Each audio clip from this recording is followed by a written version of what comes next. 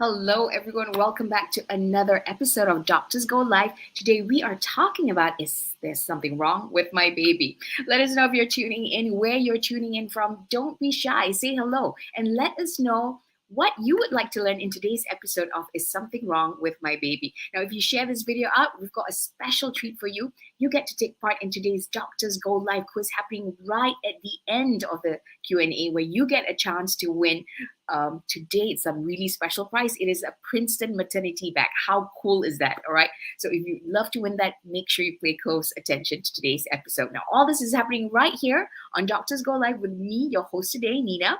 And today's special guest is consultant obstetrician and gynecologist, come maternal fetal medicine specialist from Columbia Asia Hospital, Seremban. What a mouthful. Dr. Vijayaletchumi Thandayathany. Okay.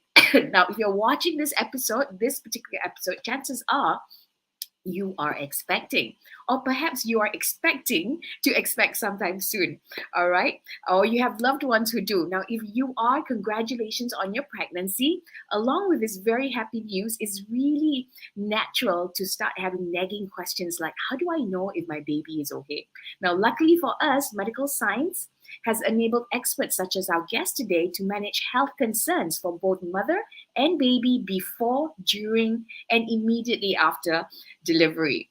And today we're going to be looking into all this and more happening right here, right now on Doctors Go Live. All right. So if you know someone whom this information will be super useful, or if you think that it'll be such an important topic that they would love to learn more or be aware more of, do share this video out on social media, tag your friends, follow us on our social pages, because this episode is definitely going to make a difference in their lives. All right.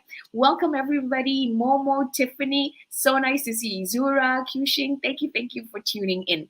All right. Now, if you've just joined us, welcome to another episode of Doctors Go Live. Today we are talking about Is Something Wrong with My Baby? And here to help you be informed and answer all your nagging questions about how your little one is doing while being pregnant, we've got you, our expert from Columbia Asia Hospital, Seremban, consultant obstetrician and gynecologist, come maternal fetal medicine specialist, Dr. Vijaya. So please welcome Dr. Vijaya. Hi, Dr. Vijaya. Can we hear you? I think you're muted. I also feel excited. I forgot to unmute. Hi, everybody. Good afternoon. Yeah, Nice to see everybody taking time to listen to today's interesting topic. Yeah. Yeah, and there's a couple of people here who are saying that, it's a good topic for pregnancy mother. And Zura Azu is also 8 months pregnant. Yeah, and she's saying, hello, doc. Hello, Zura. Yeah, let me just show it here so you can see it. Yeah. Okay. So, Doc, thank you so much for joining us. Before we go into the Q&A, right at the end of the show, you definitely want to enter our Doctors Go Live quiz, where you stand a chance to win a Princeton maternity bag. So please pay attention to Dr. Vijaya. Okay. Now, if you have any questions as well, feel free to ask us in the chat at any time. Whenever that question pops up in your head, we will address them right at the end. Okay. So, Dr. Vijaya, thank you so much again for joining us. First things first, yeah, Doc, could you share with us a little bit about yourself? Yeah, how did you get started in medicine, in ONG, and what exactly do you do? Yeah, especially this maternal fetal medicine specialist. It sounds very serious. Share with us. Well, my topic may be very serious, but people who know me know that I'm definitely not a very serious person. I'm quite fun, loving, and quite relaxed, right? Okay, anyway, doing medicine was being born in an Indian family. If you don't hit being a doctor, engineer, or lawyer, you are considered not a part of the Indian clan, right? So I guess my love for medication, for medicine, was because of my mom. She was a nurse, so I basically grew up in the hospital environment. So like everybody who fears the hospital, I was a bit different because I grew up in the hospital environment, right? So that was how I got interested in doing medicine. Then when I went to do my medical in India, I graduated from Manipal. At that time was only Manipal, not the Manipal Melaka, the mainstream Manipal. ONG was the subject I hated the most, actually. I was Wow. not a fan of it at all. I found it to be very, very challenging when I was in doing it in my medical degree. But later on, when I was in my housemanship, it ended up being the posting I liked the most. Uh, why I like Because? Yes, because it was always action, right? It was always action. There were always things going on. You have bits of everything. You have a bit of cancer care, gynae onco. You have infertility care where you see patients with fertility issues. You have a little bit of medical. You treat patients with diabetes in pregnancy, hypertension. And then you Mm-hmm. have a bit of ultrasound where you do a job a bit like a radiologist, right? You do fetal scans. And the most interesting part was actually seeing a life being born, right? So you have parents coming expecting a beautiful pregnancy journey, and at the end of the day, you see a pretty cute little baby at the end of the pregnancy journey, and that was something that put a smile to everybody. So I guess I skewed from not liking ONG to Mm-hmm. loving it, and Wow, that's brilliant. right. And because I loved it so much, I decided to not only specialize in obstetric and gynecology, but I subspecialized into something called maternal fetal medicine. So that's Mm. how my journey, from not liking something to loving something and passionate about something, ended up being, Nina. Uh-huh. Wow, that's amazing. So, speaking of this maternal fetal medicine, what exactly is it, and what do you do today? Yeah, Okay, as so a job. Yeah. okay, apart from being a general obstetrician and gynecologist, right? We do all the bread and butter of ONG, basically the antenatal care, the fibroid management, the bleeding, a bit of cancer care, a bit of infertility care. I do something which is very niche, actually. Mm-hmm. Maternal fetal medicine is where you treat mothers who want to get pregnant who have high risk medical conditions. So you Oh, stabilize their conditions prior to them embarking into pregnancy, number one. And then when they are into the pregnancy, you make sure that they are managed well, that the pregnancy is a smooth sailing pregnancy. And you also take care of the baby that they are carrying. So you do scannings, you do fetal therapy, you do genetic testing, and basically at the end of the journey to just make sure that these pregnant mothers have a pre-pregnancy care as well as an end product beautiful baby to take back to. So this is what I wow. do. Yeah. Wow. And you said it's a niche. How many people in Malaysia actually specialize in this? Is there a lot? Just Okay. wondering. There are many, not many of us actually. It is a quite lengthy program. After your masters, you have become a ONG specialist. You have to serve a few years. Then you have to go for an additional 3 years training again to do maternal fetal medicine. Then you have to come back and be gazetted and also credentialed by the Ministry of Health as well as the Malaysian Medical Council before you can call yourself a maternal fetal medicine specialist. So by that itself, you know how important that role is, isn't it? Yeah, I mean, I'm listening to something like, wow, I think I might have quit halfway. That's why you are who you are, and I am hosting. Okay. Anyway, Doc, thank you so much. Before we go into the topic, one last question: why is it important that we talk about today's topic? What are you hoping the audience will take home after this episode? Okay, in our Malaysian culture or Asian culture, right, we don't see the doctor unless we really, really have to see the doctor. Betul tak? Like Western Betul, culture betul. is a bit different. Different. They go for their yearly screening, their no, no, the annual screening, and if they have a small problem, they go and see the doctor. Whereas our culture is such that we don't like to see doctors. However friendly the doctor may be, they just don't like to go and see the doctors, right? So Hmm. some of them, when they get married, they want to get pregnant ASAP. Like, the next menses, I must not get my next menses, I must get pregnant, isn't Ada it? KPI Otherwise, kan? yes, otherwise kalau you pergi mana-mana kenduri or any function, the first thing they'll ask you is, hey, you got married last month, you're not pregnant, isn't it? So people have to leave that kind of mindset and really, really prepare themselves towards getting pregnant in the first place. Okay, so it's about how do you plan your pregnancy, how do you embark into your pregnancy well planned, and how do you actually make sure that this pregnancy is not something problematic at the end of the day, and whether at the end of the day what can you do to ensure that the baby that you're carrying is okay and there's no issues behind it. So I think this is one question that many pregnant mothers will ask, isn't it? Is my baby normal? Do I have an abnormal baby? Betul tak? I'm sure many Yes. of them will ask these questions. So basically, it's to help us be more prepared and to plan for a better, safer pregnancy compared to just dealing with seeing the doctor when it's a bit too late, right? Yeah, exactly. Got it. Okay. And all right. So let's get straight into this, Doc. Yeah. So first of all, Doc, can you share with us? Let's have the slides up. What will you be covering in today's episode? Okay, so the question is something wrong with my baby? This question is very simple, right? And I get these questions almost every day, at least 2 to 3 times a day. They'll ask me, Doctor, is my baby normal? Or, Doctor, is there something wrong with my baby? And they expect me to just say yes or no. But I Mm-hmm. cannot just say yes and yes or no. No, as simple as the question is, the answer is extremely complex. So we'll talk about pre-pregnancy care. What is pre-pregnancy care? What is it supposed to do? All right, and who is supposed to be the person that takes care of your pre-pregnancy care? We'll talk about a bit about ultrasound scans. Now everybody goes for a scan, and everybody offers a scan. So you need to know what scans do you need, who are supposed to do those scans for you. And we'll Mm-hmm. also cover genetic testing, because in our era now there's a lot of new advances in genetic, right? So Mm-hmm. genetic testing, and what are the genetic testings that is available, and what is the one tailored for you. So maybe with all these, slides that we will be presenting later on and discussion, you will eventually know how to deal with knowing whether your baby is normal or not at the end of the day.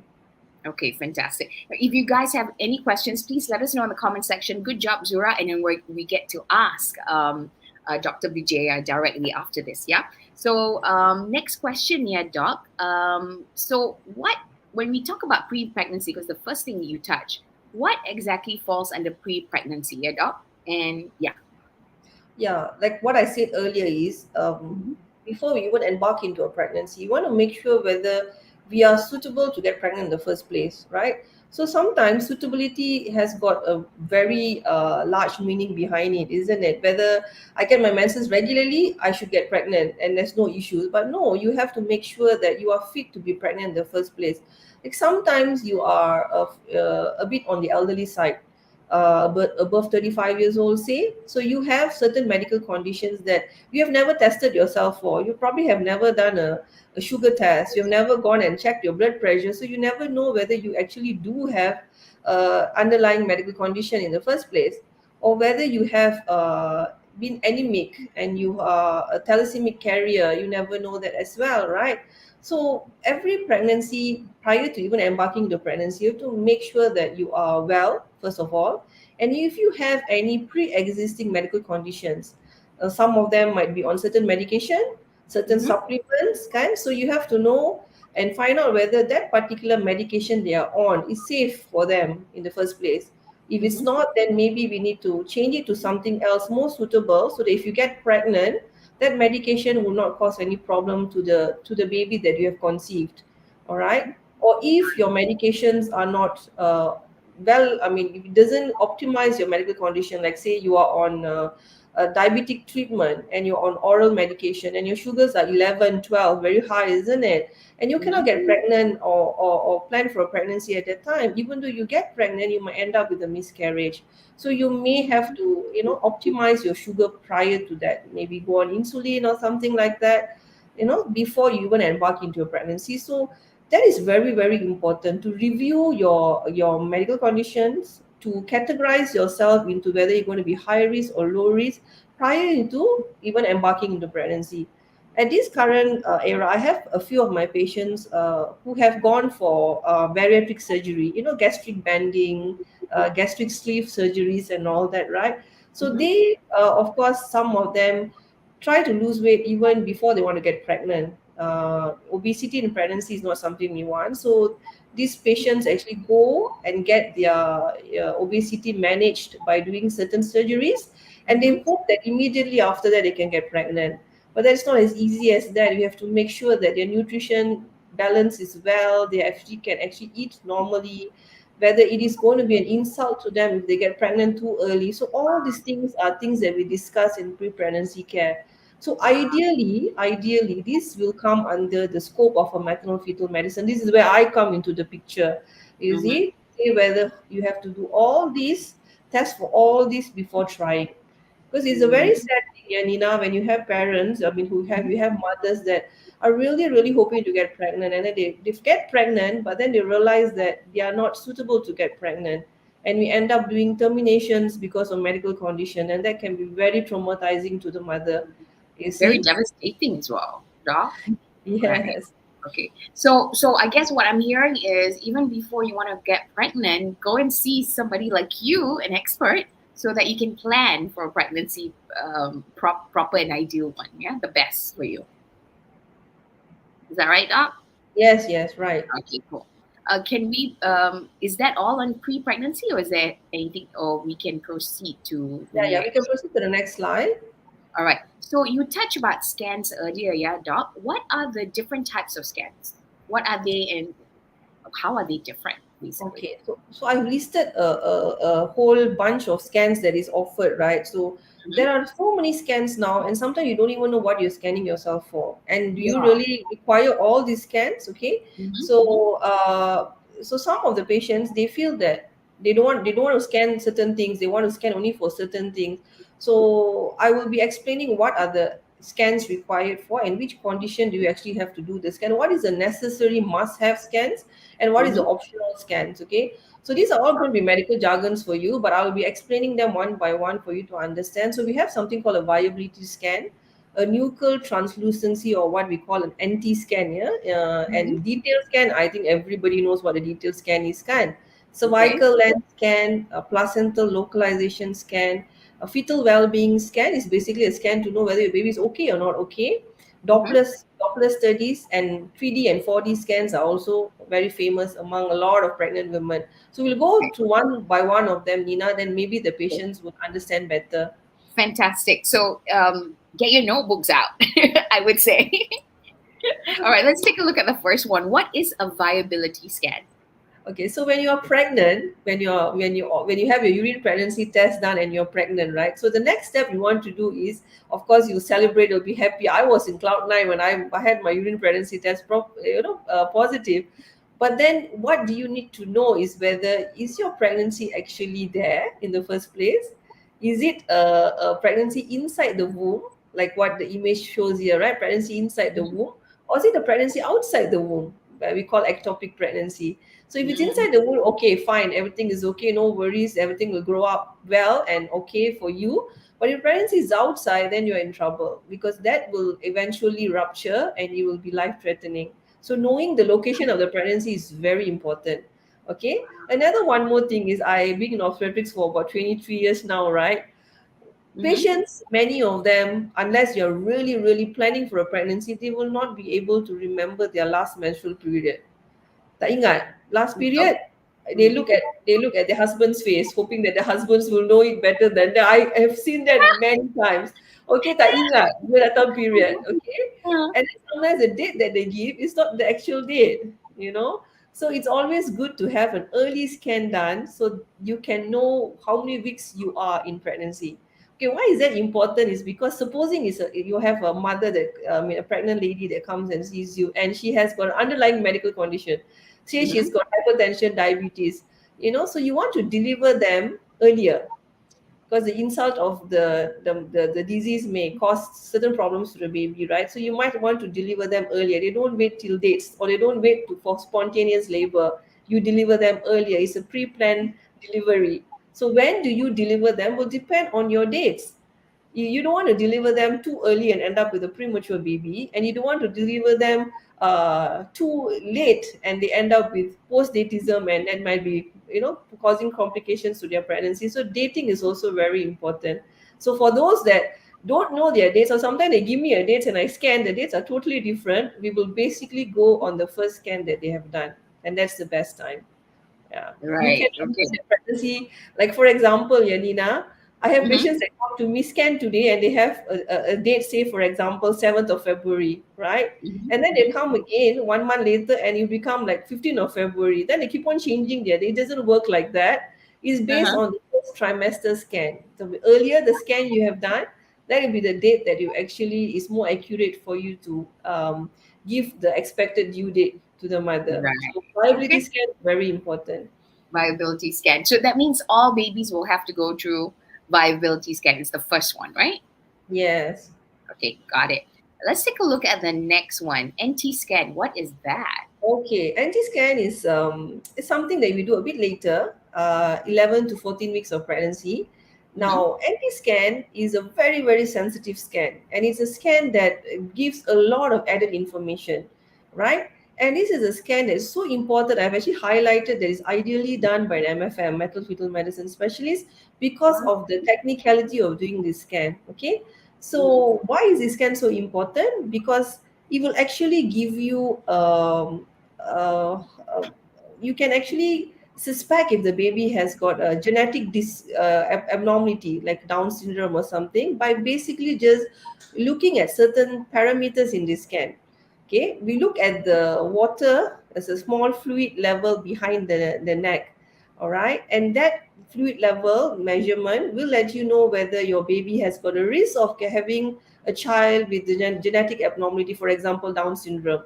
So it Okay. is so important that it's millimeters of micromillimeters of difference that makes a lot of difference. So if you take it at the wrong angle, your Mm-hmm. face, a bit pesong sedikit, the measurements will be different. Your caliper is a bit in the wrong place, your measurements will be different. So it's very, very important for it to be done by a trained personnel. Okay. Mm-hmm. So Okay. patients that come to me for NT scans, I'll always tell them it is a preliminary detail scan.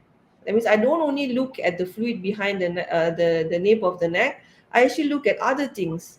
I actually look at the facial profile, yeah, to see whether there's an absent. If you see the image there, you can see one which is normal, the other one that has got a facial profile not so normal. So you look at those, you see whether there's a nasal bone, a nose bone, whether it's there. And you also can see other structures that are developing, such as the kidneys, the spine. You can even see some abnormalities in the face, you see, a brain by just looking at the early scan, and it's from 11 to 14 weeks. So very, Wow. very important to make sure that this scan is done by a MFM. Okay, Okay. and And also we mhm. can also predict by doing Dopplers. Dopplers is to see the resistance of the blood supply. We can actually screen for hypertension, risk of high blood pressure in pregnancy later on. So it's a very, very important scan to be done. Okay. So this is highly recommended, or for all pregnancies, or how does it work? This type of scan. Okay. Ideally, to be done for patients who have high risk of syndromic children. Okay, Mm. but I will come to that, and I will explain why is it important for everybody to get it done. In our country, we have limited MFMs, right? So we cannot have it being done by everybody, and even if everybody wants to do it, they have to be trained to have it. To perform it in the first place. So that's why maybe we have selectively decided to do it only on certain population. We don't do it on Mm. everybody. But in a place where I train, like I was trained in India for my maternal fetal medicine, it is a universal screening. Everybody goes through it. So in Ah, that also, you can actually pick it up early because you have the expertise. You can pick it up early. But if it's available, if it's something that is there and it can give you an additional information, why not go for it, isn't it? yep, yep, definitely. Okay, highly recommended. Then I would say. What about the detailed anomaly scan? Yeah, doc. What is this one? Okay, detailed anomaly scan is again, I always keep on mentioning this word credential and qualified, accredited maternal fetal medicine specialist, is because there is a lot of difference by doing a detailed scan and doing a detailed scan and you risk categorizing the patient. There's a lot of difference. Okay, a detailed scan looks at everything from head to toe of a baby. Mm-hmm. Basically, it looks at the face, the brain, the spine, the heart, the stomach, kidney, upper limb, lower limb, right? So you may ask me, then everybody can do this scan, right? You just need somebody that can figure out what is the anatomy and get it done. But I would disagree on that because every patient that lies on my couch for a scan is totally Mm-hmm. different. There is no two patients who are the same. You Mm-hmm. see? So whenever a patient comes to see me or any MFM, I think for a detailed scan, we have a few things in our mind that we really, really want to check based on the category of the patient. Like for example, if she's diabetic, we will really, really look at whether the heart is abnormal. and whether the spine has anything abnormal, because that's what diabetes causes problems too. Like, what if this patient has a previous history of a child with an abnormal heart, then we'll concentrate more on that. If you have a Mm-hmm. patient who has got thalassemia, for example, who ends up for a detailed scan, then you will concentrate on other things, where heart failure symptoms or any other features that would suggest a thalassemia in this child. So it's Mm-hmm. not only looking at the structures, like a standard checklist, but also looking at all the things that is high risk for this patient. So that's why it is important to be done by a maternal fetal medicine specialist. Apart from looking at structure, right? Mm-hmm. Structural abnormalities, like whether the child has a cleft, the hands are leg are smaller. We also see, I think, Nina, the previous slide, Nina. Okay. Okay, we also see things like soft markers. Soft markers are small, small, subtle markers that we have. I will explain it later. That can actually give us a pointer whether, hey, is this child having a Down syndrome, or does this child have any other syndromes? So the ideal window to see all this is 18 to 24 weeks. That's ideal, 24, 26 weeks. Why is it at that period of time? Is because that's the time you can actually manipulate your scan in a way to see the baby clearer. But I do get patients that come to me at 30 weeks, 32 weeks, referred much more later after seeing other people, or maybe, they go for a scan later. I still need to do a detailed scan, but it is not going to be very easy because you have a lot of shadowing, and sometimes you may end up missing small, small things. And of course, you need to have a high resolution machine, an ultrasound machine. And a detailed scan is not something that you can do in 10-15 minutes. You need at least about a good 30 minutes, 40 minutes, depending on the patient profile, to do a detailed scan. And whatever detailed scan you do, whoever does the detailed scan, you have to put your feet down and give a proper report. I have a Mm-hmm. lot of patients that refer to me, young, come with a small piece of paper or just a printed, and they say, I had a detailed scan, doctor, it's normal. No, if you cannot do a detailed scan without giving a proper report. So your report has to indicate what have you seen, what have you not seen, any limitations, and whether everything is okay, or what do you suggest to be done. And that is a proper detailed scan. um, so Okay. if you show me the next slide, Nina, maybe I can explain a little bit more. Okay, so Mm-hmm. birth defects can be identified in at least 2 to 3% of patients, any patients, right? And the window period to actually look at a proper detailed scan, as I said, is at 18 to 24 weeks. You see, then by Mm-hmm. doing this, you can assure the parents if the results are normal, or if the test is abnormal, then you can do certain management and plan for certain treatment based on it. Okay. Great. Okay. So what about soft markers then, doc? Yeah, soft markers, if you look at these are a few soft markers that I've picked up, right? Mm-hmm. If you look at it just like that, you may think that macam tak ada banyak beza kan, macam okay je kan. It's not Mm. something very, very obvious. But these small, small, subtle abnormalities that you see can mean that this baby may have a higher risk for a syndrome, like Down syndrome, or other syndromes. So you look at the first image I put here as echogenic intracardial focus, right? So our heart, we have four chambers, okay? And in that chamber, if you see one small dot of a bright white color there, that is what a focus is. So you shouldn't see that in a detailed scan. Just imagine when you do a detailed scan, the heart is beating away. And to look at this small titik, right, it's quite Mm-hmm. difficult. So, but this small titik means a lot of things. And you see the Mm-hmm. next one, where you can see. I wish I could show you the head, and then there's some bright spot there, Mm-hmm. above that. The echogenic bowel, that is also not normal. Okay, Okay. and the nose profile, you see the side profile of the baby, you don't have a bone, an absence of the nose bone. I And down see. here, the image where they have four here, mild pylactasis. These Mm-hmm. two things, the bulat things that look like mata tu, actually is actually the kidney, the saluran kencing, yeah, the kidneys supply, not supply, the uh, what do you call that? Where the the urine flows out through lah. It's called the ureter. So that is enlarged. And normally the enlargements are not so obvious, not so big enlargements. Big enlargements means there is a block somewhere. Small enlargements that just a few millimeters difference are actually something that suggests genetic abnormality. So even here you see ventricular megaly means there is water in the brain.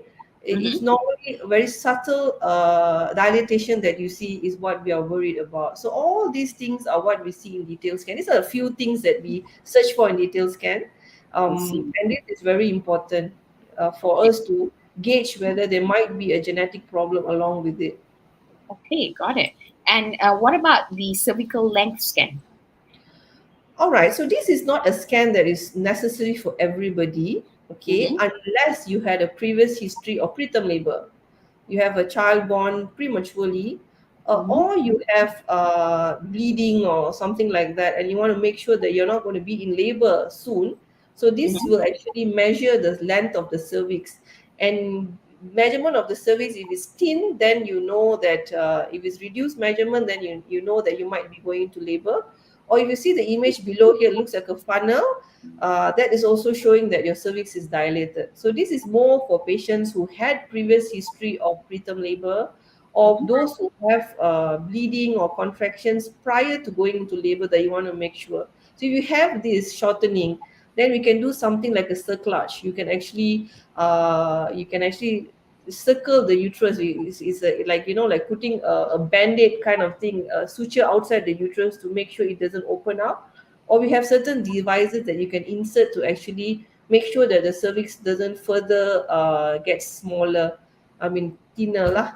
So these Mm-hmm. are things that we can do Mm-hmm. for patients who we find out they have cervical length shortening. I see. Okay. And the next scan, yeah, doc, placental localization scan. What is that? Okay. Mm. In pregnancy, I'm sure everybody knows the baby. Then you have the water bag, and then you have the placenta, right? Yes. So, placenta is what is actually the perantara antara the mother and the baby, the Okay. one that is between the mother and the baby. All the nutrients, the blood supplies, everything goes through the Mm. placenta to the from the Mm-hmm. mother to the baby. So it is ideally supposed to be located up above, so that when you deliver, the baby comes out first, then the placenta comes out later, right? Okay. Ah, But in okay. certain conditions where you have a placenta previa or a placenta which is low lying, right, Mm-hmm. the placenta is actually below the head, and Mm. you cannot deliver normally in these cases, right? Because the first thing Okay. that will come out will be the placenta, and you will torrentially bleed. Okay, so you don't want that to happen. And if there is the condition where there is a placenta which is low, or placenta Mm-hmm. previa, then you require a surgery, and you cannot wait till you get your contraction pain. You need to be delivered earlier. So where Mm. this condition occurs is at 28 weeks, where the uterus is later on, we describe it as upper pole of the uterus and the lower pole of the uterus, the upper segment and the lower segment. So anything that is in the upper segment is okay, no issues. Whatever that's in the lower segment is potential to bleed. So you Mm. need to have this scan done. You need to know whether your placenta is up or low, all right, for further management. And for those who had previous cesarean sections, now there are patients that go in for elective cesarean sections for certain reasons, like they have a breech baby, or the baby is too big, or some of them just prefer a cesarean section rather than a normal delivery. So you have a scar in your uterus, right? So the next pregnancy, when you get pregnant, the placenta is something that loves to go and stick to the scar. It's not Ooh. like every pregnancy will have that, but there is a higher chance of it sticking to the previous scar. So if that happens, then you have a lot of blood supply transversing from the placenta to the uterus and the baby, Mm-hmm. and that is something that we call morbidly adherent placenta. So if you have that condition, then if you go into labor or if you bleed, your bleed may be torrential. So it's always good for those with a previous Caesar to localize your placenta, and to know whether you have this morbidly adherent placenta. But for all pregnant ladies, you need to know where your placenta is located. So that's Okay. very So, important. so this is basically a compulsory scan Yes. because you need to know the GPS of where your placenta is. Correct? Yes, right. In simple language. What about a well-being scan, doc? This one Okay. sounds like a yoga scan, but What's a well-being scan? I do have a lot of my babies actually showing thumbs up to me. So I tell, yes, I Really? do. I do have I should have saved some images for the viewing today. Yes, I have a lot of babies that actually show a Wow. thumbs up to me. And I think this is a scan that the baby wants to tell you, like, hey mom, I'm fine, don't worry, everything is That okay is here, so chill out, I'm cute. coming out soon, kind of Wow. thing, right? So Mhm, every scan that you do, whether it is just for the growth of the baby or whether to see whether the water bag is okay or not, it should be tailored to actually look at the baby again, even though the baby has had I mean, you had a detailed scan done elsewhere or with the same doctor. Like even patients that are under me, they have detailed mhm, scan done under me, but every time I scan the patient, I relook again at everything, because some things you not may not be obvious the first time because the baby might be small, the position might not be proper. So every time mhm, they come to me, I will look back again, you mhm, know, to see whether is everything really okay or not. And then you look at the size of the baby, you look at the water bag, okay, you look at the movement of the baby at the same time. And trust me, is scanning babies, right, Nina, can be very very therapeutic, you know, at times, because they do really really funny things. They really? jut What? out their tongue. Yeah, they do funny things. They jut out their tongue sometimes, you know, they yawn. And I'll tell the Uh-huh. parents that the baby might be really bored that I'm scanning for so long, because you know, baby the what like opening the mouth and like, you know, showing that they are like fed up and they're so tired on my bed kind Wow, of and thing. you can see all this in the scan. Yes, yes, they do That's that. I have amazing. babies showing me the heart signs and all that. Really? Yes. Wow. So, you know, so this is a scan that whenever you see your gynae, they will do a growth scan, see whether the water bag liquor volume is normal, and a Mm-hmm. quick sweep to see whether everything is within normal. So if this is not normal, then we'll do subsequent scans. Like I think I have a slide on Doppler after this, Nina. So Ah, a okay. Doppler Let's take scan. a look. Yes, it is. It's a Doppel Yes. study. So if Doppler study. your well-being scan is not good, your baby is small, your water bag is reduced, then you want to know whether this baby is actually getting enough supply from the mother or not. Is there any problem with the supply between the mother coming through the placenta and going through the baby? So you do something called a Doppler. Doppler is basically seeing the flow of blood. So we have different stages. Yeah, that one will be more like for my master students also. So for parents, whenever they go, they hear that sound, sound that is actually to know whether the blood is actually flowing well or not.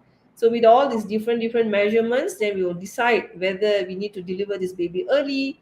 Is there other interventions that we need to do?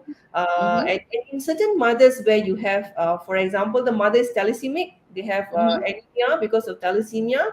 We actually test the Dopplers of the one of the blood supply in the brain to actually calculate whether the baby is anemic or not. We don't have to like poke the baby to take the blood to see whether the baby is anemic or not. We can actually do this measurement, and with the proper measurement in the exact proper plane, you can actually say whether this baby is actually anemic or not.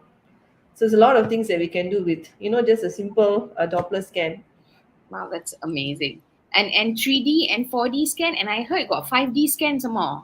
Ada banyak D, ada 3D, 4D, 5D, Wow. 6D. It's all Yeah. basically just playing around with the color, the, you know, macam phone kita kan, kita ada portrait view, kita light kat sini, light dekat situ. Mm-hmm. So the same thing. It's called 3D, 4D, 5D, Mm-hmm. and many other Ds, right? So for MFM, or Mm-hmm. anybody who wants to see the baby structure, a 2D scan is normal, is okay.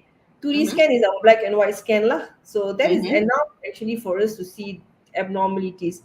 But sometimes when I excitedly show the parents, hey, look at your baby, they look at me and like, mother, I can't figure it out. So 3D and 4D is more a lifelike image of the baby. So for them to figure out what I'm saying and correlate it to what they see, right?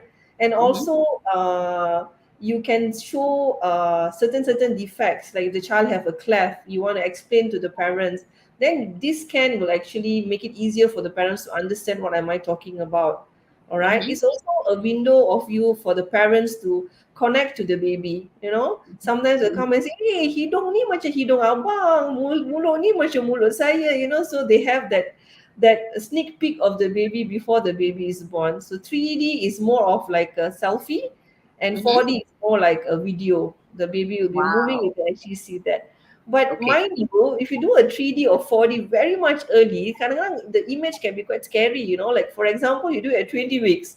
The baby Ah, looks like a skeleton. There is no chubby, chubby cheeks for you to see. sebab So, not fully formed yet, kan? yes, you see something like a bony baby, tak cantik sangat lah. So, if you want to really do a 3D, do it after 26, 28 weeks. So, my patients normally come around 28 weeks. Then they will debate whether it looks like the father or the mother or some family member or something like that. So, it's more convincing and more nicer at that time. And this 3D, is it different from 4D, 5D, 6D? Yeah, Tak as I kisah said, sama. 3D is actually selfies. 4D Uh-huh. is a video Uh-huh. of the baby moving inside. Whether Uh-huh. it's 5D, 6D is actually what is something like we play around with the settings in the machine to make it look more real like. That's about Ah, it. okay, that's about it. Okay, okay, got it. Okay, any more screening? I think that's it on screening kan lah. Ah, That's it on so yes. So that's okay, all about ultrasound. uh-huh. So interpretation of patients when they come for detailed scan, right? They want me to say, yes, your anak is fine, your Mm-hmm. baby is fine, tak ada issue apa-apa, okay. But Mm-hmm. even though it is okay on a scan, it may not, I cannot tell them that genetically it's normal. Mm-hmm. All right. So it is only when you do a ultrasound scanning, you Mm-hmm. only can see structure. All right, you will not be able to see genetic on a ultrasound scan. So for genetic scanning, for genetic screening, you need some other things. Like, for example, we talk about Down syndrome, right? So if you Mm-hmm. are at the age of 20 years old, your risk to get a child with Down syndrome is 1 in 2000. That means it's not like as your age advances, your risk is there, but it doesn't mean that at a younger age group you are not at risk at all. You still have a risk, but your Mm-hmm. risk is low. It's 1 in 2000. When you're Mm-hmm. above, when you're 35, it becomes about 10 folds, 1 in 350. That means every 350 women at the age of 35 are pregnant, one will have a child with Down syndrome. Okay, Mm-hmm. and if you're 40 years old, your risk is 1 in 100. Okay, so a detailed scan will show you structure. It will Mm-hmm. show you soft markers that maybe will give you a risk categorization whether your baby has a risk. But even Mm-hmm. without any of those, you Mm-hmm. already have a risk, like the other slide, Nina, the next slide. You This already one. have a risk. Yes, Okay, right. got it. Coming back And to your and question, Nina, remember you asked uh, me, do everybody needs to do an NT scan? And yes. does it only Uh-huh. require to be done at the elder Yeah. group, those above 30 or above 40? Because Uh-huh. it's supposed to also rule out genetic problems, right? But Mm. as I said here, even if you're at the age of 20, you still have a risk. So Right. it's not, you don't have to do the scan. If you have this expertise, just get it done. Okay, got it. Okay. So prenatal screening, doc, what is this about then? Okay, so we talked about ultrasound. Now, prenatal screening is the next time, Nina. Okay, got it. Okay, so we have two different types of prenatal screening. So I need to explain what is a screening test and what is a diagnostic test prior before we explain further, right? So screening Okay. means it doesn't give you an answer. It just tells Mm, you have a risk and it's high or it's low. That is okay. screening. You are Diagnostic will at tell risk lah you or not at you have it. risk. Yes, diagnostic will tell you have it or you don't have it. Okay, Mm, so okay. a better test would be a diagnostic test, right? Yes. Yes, okay. But let me tell you what are the difference between these two tests and what's available. So when you talk Okay. about screening, you have ultrasound screening. Ultrasound screening, nuchal translucency scan, your NT scan is a screening scan, and a Mm-hmm. detailed scan is also a screening scan. So if you have those scan done by looking Mm-hmm. at, as I said, the cecair belakang the leher, right, the small fluid level at the back of the neck, and if there Mm-hmm. is increase and you have soft markers in your detailed scan, then yes, you are at a chance of developing a baby with a genetic abnormality by ultrasound screening. Now, we look Mm-hmm. at the blood screening, you have a first trimester screening. Around the Mm-hmm. same time, you do your NT scan, 11 to 14 weeks. That is the Mm-hmm. first trimester. So, if you take the mother's blood at that time, it also can give you a level of you to know whether your baby is at high risk or low risk. And if you combine a nuchal translucency scan with your first trimester scan, it's called a combined screening. That is Mm-hmm. also going to calculate whether your risk is high or low. And the Got newer test that we have now is non-invasive chromosomal check, NICC, or non-invasive prenatal testing, NIPT. Uh-huh. This Mm-hmm. is a newer test as well. It works a bit differently by looking at free baby's DNA in the mother's blood. Yeah, so this is also something that we do nowadays for prenatal screening. So the next slide, I think I can explain to you more in detail. Mm-hmm. Yeah, so this is the first trimester screening, and I said 10 to 14 weeks, the same Mm-hmm. time that you do your NT scan. So if you do it alone, just the blood test, they will have a certain specificity of telling you whether your baby has got a high risk or low risk. Or if you combine it with nuchal translucency test, the test result sensitivity is higher. So that's your first trimester screening. And the next one would be your NICC, NIPT, Nina. I think your next slide. Yes. Okay. Yeah. Am I going too fast? No, no, no. You need to go fast. We don't. We don't have much time left. Okay, all right.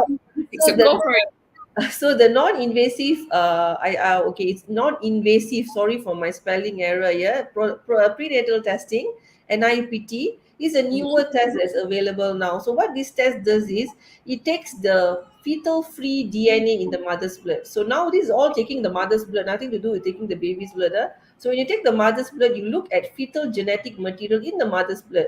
But you have very, very little of that in the mother's blood. So you cannot use that to diagnose whether the baby has got abnormalities or not, but you can only screen. Okay, Mm-hmm. ideally done after 10 weeks.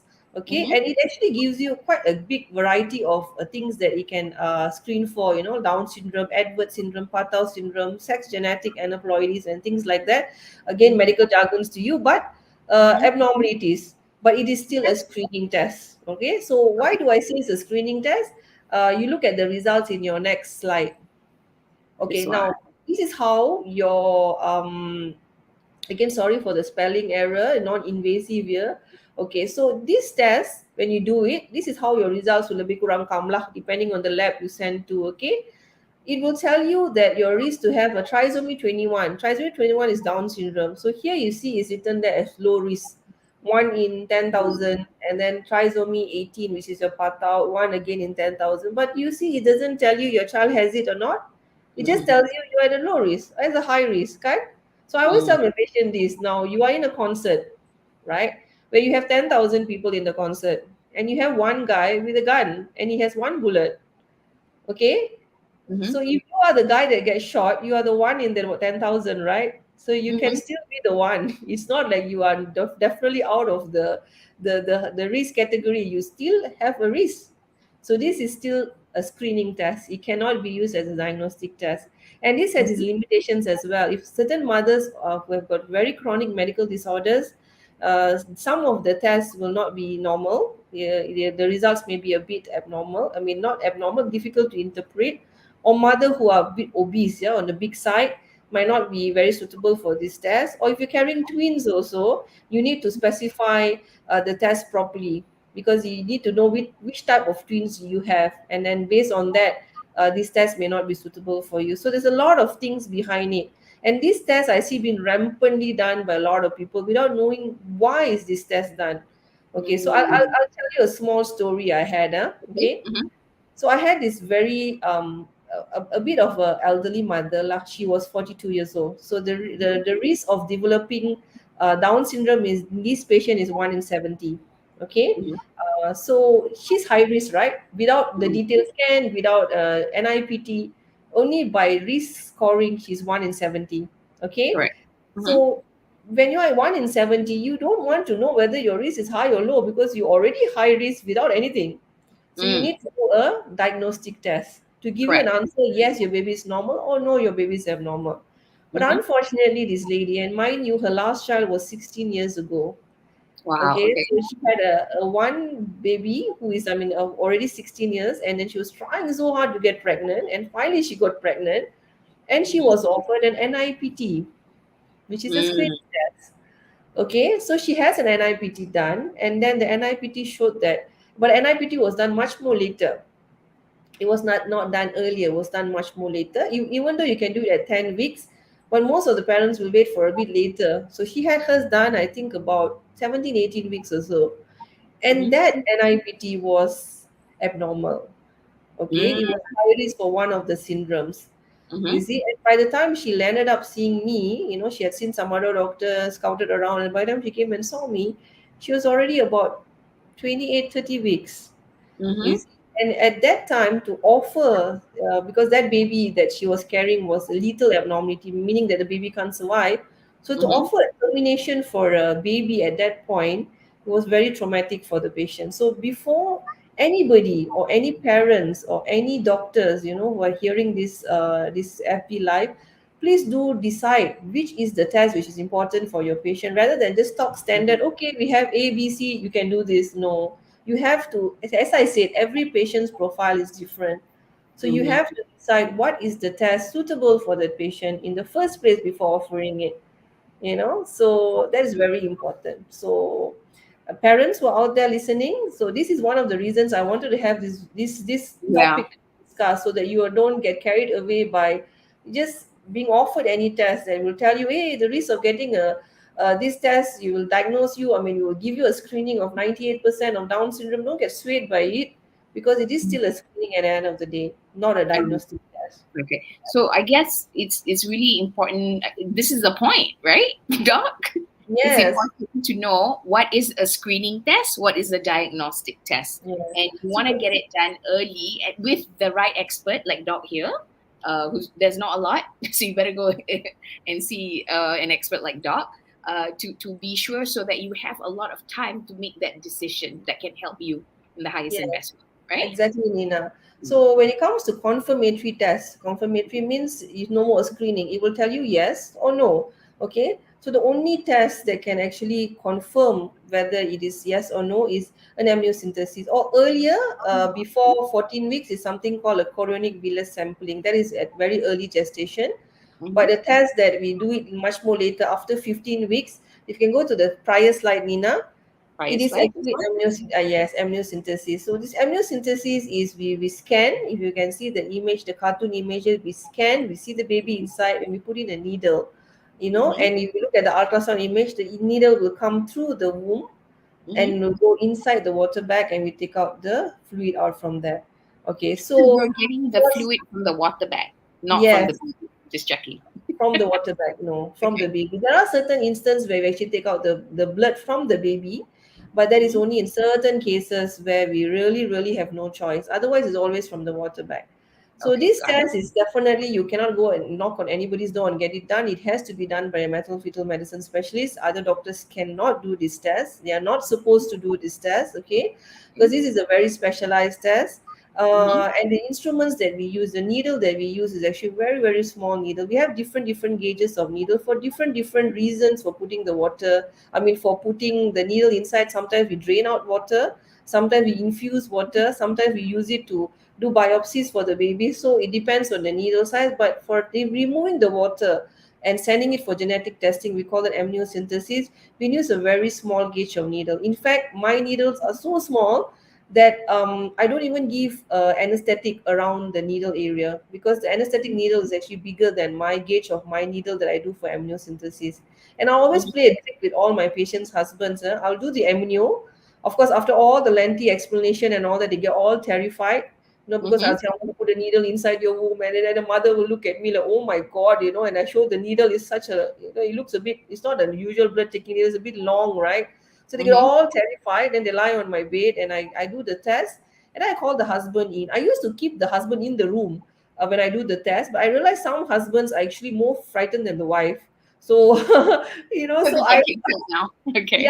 they get more frightened than the wife. They try to act very macho in front of the wife sometimes, but they walk around and they look very, very worried. So I always tell them to step out. And I'll call them back in after I've settled everything. And I always make fun of them and tell them, can you find where I inserted my needle? And half of them can't find the needle prick area because it's such a small needle. Oh, I Okay, see. Okay. it's a very small needle. So we remove about 15 to 20 cc of fluid and we send that for genetic testing. If you want Okay. to know whether it is whether the baby has got Down syndrome or not, we send it for karyotyping. But if you want to know whether your baby is a carrier of a thalassemic gene, like alpha thalassemia or beta thalassemia, then you can send the same fluid for different testing to whatever that you want. So now you look at the next slide, Nina. Now you can find out what is the difference between this and that. So now this doesn't tell you low risk or high risk. This tells you what your baby has. So in Mm-hmm. this condition, in this patient, the baby is abnormal. So it's Mm-hmm. written the abnormal chromosomal result. So in our body, we have 46 chromosomes, 46 pairs of chromosome, Mm-hmm. 23 autosomes, and one pair of sex chromosomes. So the makeup will be 46. But Mm-hmm. this baby has a 47, XX is a baby girl, and Mm-hmm. plus 21. So there's a one extra chromosome, and that sits in chromosome 21. So this baby is a Down syndrome.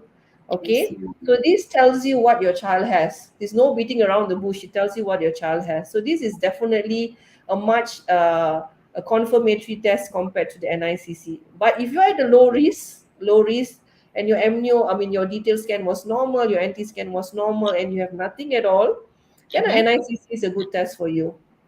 But Okay. you already belong to the high risk group, or you have already some abnormality in your detailed scan, then you definitely need a confirmatory test, and there's only amniocentesis in that case.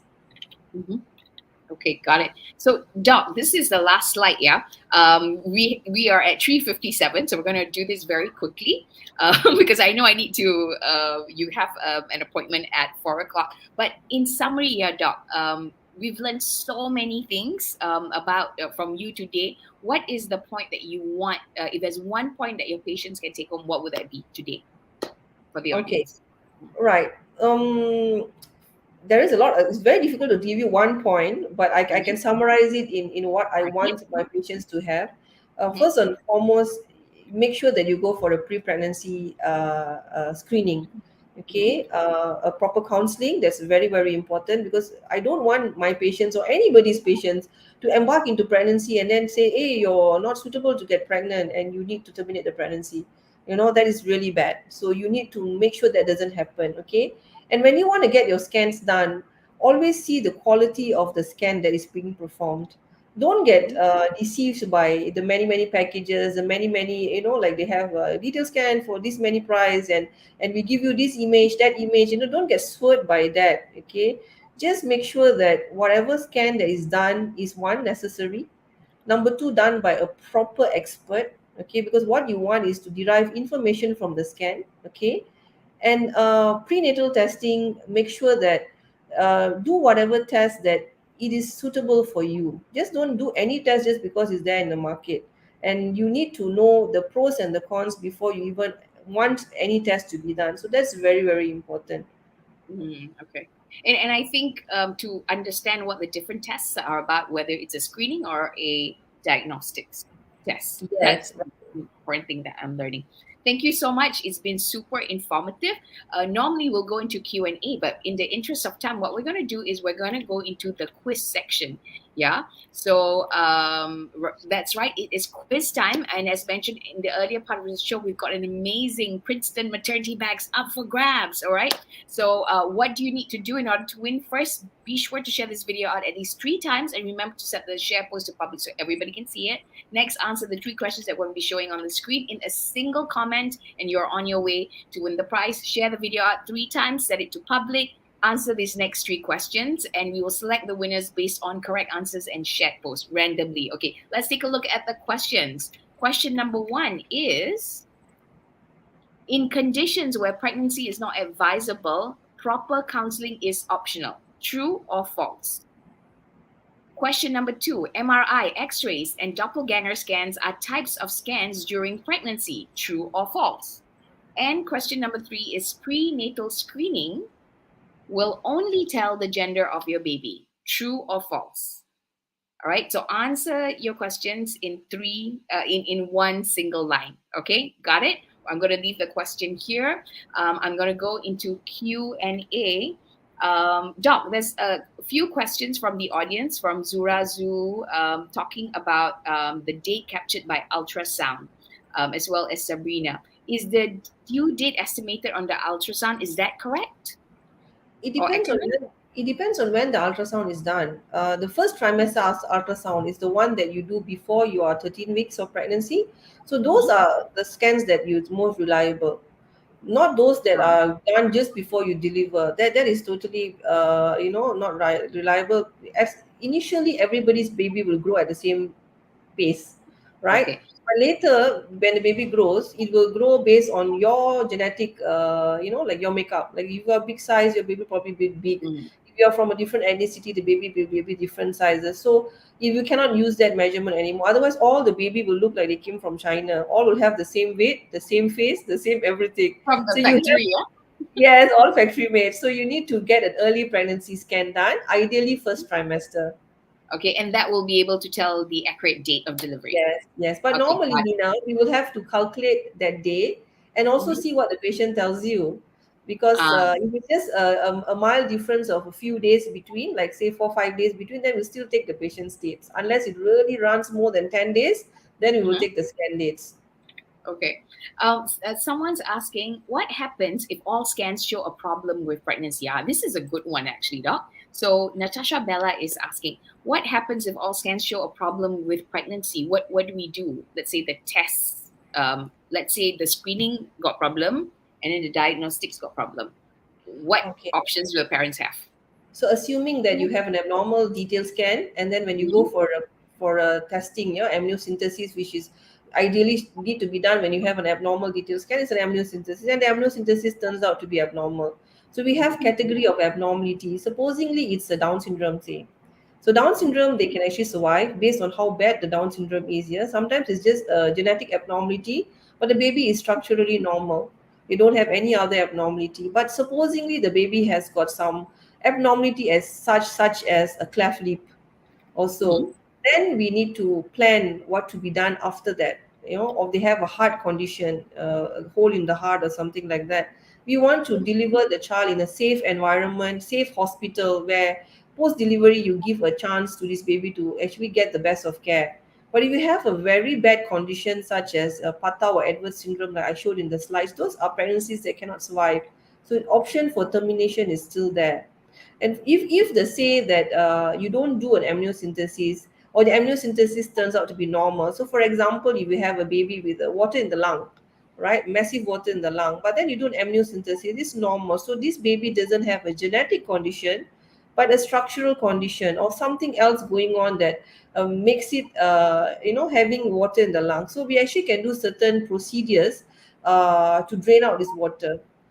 So that is what we call fetal therapy. Or if supposingly the baby is anemic, and it shows all the signs of anemia as a very puffed up, swelled up baby, you can actually do transfusion while the baby is still inside the womb. So this is all falls under the fetal therapy part, and this is comes under the jurisdiction of a maternal fetal medicine specialist. So, can I add another question? Some of my patients Yes. actually ask me, um, I don't want to know, doctor, what benefit do I get by knowing? So I always tell Mm. them knowing is always better than not knowing. If you have a child which is just a Down syndrome, or you have some abnormalities that is fixable, right? You don't want to deliver the child in a center that is not prepared for this child. You probably want to deliver in a better center. So whatever Mm. chances that you give the child at birth has to be the best that you can offer. All right, you Yeah. cannot write off a baby if the baby has got a good chance. Even though it's a Down syndrome child, it's still a Down syndrome children actually not like last time. Huh? Last time they don't have support groups, they don't have special schools, they are just left, unattended. But now Down syndrome children, I have so many of my friends with Down syndrome children, and they do very well. They're very independent. They have their own businesses and all that. So things have changed a lot. So you can do a lot. You have to make sure that they are born in a center that can accommodate them. So knowing is definitely better than not knowing. Okay, love that, doctor. I think that's really powerful, right? One last question. Chan Lee Hong is asking, Dr. Vijaya, is carrying an IVF considered high risk pregnancy? Yes, Okay, because good. it is not a natural pregnancy. You have manipulate a lot of things, so you definitely want to make sure it's normal or not. But most importantly is you have spent so much of money on your IVF, right? So you want to make sure that your pregnancy is normal at the end of the day. Okay, I have another story. Okay, Nina, I know I'm the one rushing for time, but I have to tell you You're this story. okay. We'd love to hear your story. I had a patient of mine. I have many referrals from many centers. So I have this mother. that was actually, she had IVF pregnancy after 7 years of her first child. So they had an IVF done for her, and everything was fine, and she was happy. She had a detailed scan, not done by MFM, by some other personnel. Okay, everything was told to be nice, no problem. She was happy, and ever after. And at 28 weeks, they found the water bag to be excessive. So she was referred to me from out of state actually. So she had come all the way from another state, came to me. And when I scanned her, I said, "Hey, you know what? I need to do this amniocentesis for you." And she was like, "No, doctor, my doctor scanned everything. They said normal, the water bag only a lot. Oh, okay, all the structures are normal." And when I scanned, I was like, doesn't look normal to me though, but never mind. Let me just do an amniocentesis. And the sad part of the whole entire story, Nina, the child came back to be Down syndrome. And not only that, the child did have a lot of other abnormalities, and she couldn't accept it. She couldn't accept it because she had gone for multiple IVFs, and it was a very anticipated pregnancy, and it really, really, really dashed her heart so much. So it's very, very important to actually screen these kind of patients. And Mm. yes, IVF pregnancy is a high risk pregnancy. You definitely need to have a proper scan for reasons of it being higher chances for abnormality. But again, you want to make sure everything is fine at the end of the road, isn't it? Yeah. Okay. Well, anyway, why else would we have advancement in medical technology if it's not to help us, right? Yes, very Yeah. right. Yeah. Okay. So we have our winners. Yay. Let's take a look at the questions and get our answers before we announce the winners. So can I have the slide? All right. So going back to the first question. In conditions where pregnancy is not advisable, proper counseling is optional. True or false? Let's take a look at the answers. The answer is false. Okay. Betul ke, Doc? Yes, yes. Okay. False. Um, False. Okay. MRI, X-rays, and doppelganger scans are types of scans during pregnancy. True or false, Doc? False. We can do Okay. MRI in certain conditions, but it's not a routine scan done. X-ray, definitely no. And Okay, and doppelganger Doppler, scans yes, don't exist. definitely not an ultrasound. It's not a part of the obstetric scan. All right. And the last question is prenatal screening is a test to tell the gender of your baby. True or false? The answer is The answer is false. It does let you know whether your baby is a girl or boy, but it's not the only thing you want to look at. When you do a prenatal testing, the most important thing is to know whether there's high risk for genetic abnormalities. So along with it, it will tell you whether you're, like an additional bonus. It will tell you whether baby is a girl or boy, but we don't do that just for knowing the gender. all right. Okay, so we have our winners, and the winners of the quiz are one, Natasha Bella, Zura Azu, and Arisku. Congratulations to all our winners, Natasha Bella, Zura Azu, and Arisku. Now, before hang on, yeah. So congratulations to all our winners. We'll be contacting you on Facebook Messenger within a day or two. So be sure to check your Facebook Messenger because you are going to be winning the Princeton maternity bag. So congratulations. So there you have it, Doc. Thank you so much for this really insightful session. Everybody's like going, thank you so much because we're learning so much. And now we truly understand the importance of what you do and of an expert like you, right? So huge thanks to Dr. Vijaya. We learned so much. Let's give Dr. Vijaya a huge round of applause. All right. That's all the time we have for today. We hope you had such an insightful session. Super loving that you're getting so much value from this, and you're very interactive with your questions as well. Unfortunately, that's all the time we have for today. If you know someone who will really appreciate the insights on today's episode, please do share this video out with them. Tag them, give us a lot of love because you never know who it's going to make a difference to. Thank you. Till then, take care of yourselves and each other and your baby. And we'll see you in the next episode. Yeah. Thank you. Bye. Thanks, Dr. Vijaya.